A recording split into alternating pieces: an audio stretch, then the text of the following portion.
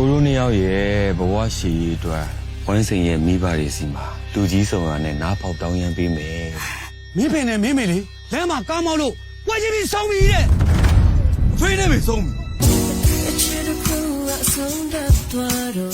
မိုးမြောက်ရဲ့ရေစက်ကလည်း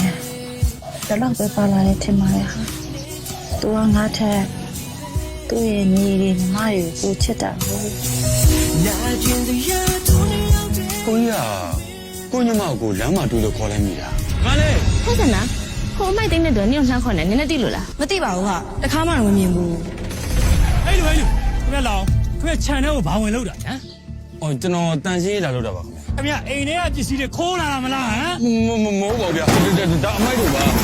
ဘိုးကညီလေးကဖုန်းလိုချင်နေဆိုကြကိုကြီးကဝယ်ပေးချင်နေတာပေါ်တာကီးပါဖုန်းကျောက်ကဘာလို့ပါလဲဘာလို့ပါလဲဟမ်မင်းကဖုန်းလိုချင်နေဆိုလို့ငါတီဖုန်းမရမကစူးစမ်းပြီးတော့ငါဝယ်ခဲ့ရတာသူများအိမ်မှာအမိုက်သွားကျုံပြီးတော့စူးစမ်းခဲ့တာခင်ဗျာကျုံတို့မောင်တော်ကလေးတက်တိတ်ကချနေရမေးကွာငါတို့မိသားစုတိတ်ကကြားတဲ့ကောင်ဟဲ့ဟဲ့ဖယ်စမ်းပါစီမံမှာအမိုက်သိမ့်နေတဲ့ဖိုးထောင်ဆိုတဲ့ကောင်အကိုတော်ကရှက်နေကြတာပေါ့ဟုတ်လားအေးလေညီမလေးအကွာလမ်းဘေးမှာအမိုက်သိမ်းနဲ့စီပင်ဝင်နေဆိုတာတော့သူတို့သိသွားလို့ရှိရင်ညီမလေးဘယ်တော့မှတိတ်ခါကြတယ်ကိုကြီးအဲ့တော့မတွေ့မိဘူးလားငယ်မပြောမနေပါနဲ့ဟာကိုကြီးကပညာမှမတတ်တာဒီလိုတွေဒီရွယ်ရောက်ဒီအကုန်ကြီးကအစအစရအနစ်နာခံပြီးကျွေးမွေးပြုစုစောင့်ရှောက်လာတဲ့ကျေးဇူးပေါ်မှာမထောက်ကွာတန်းစိုးပါကွာတန်စိတ်တယ်မင်းနိုင်ဝင်နေဟောကျွန်တော်မှာတီဗီရောဂါရှိနေဒုက္ခပါပဲဟာညီမလေးလည်း TV ရောကဖြစ်နေတယ်နဲ့ထမင်းတူတူမစားကြင်ပါဘူးထမင်းလက်ဆောင်အတူမစားကြင်ကြဘူးဟုတ်လားမင်းကပြောလိုက်ပါလား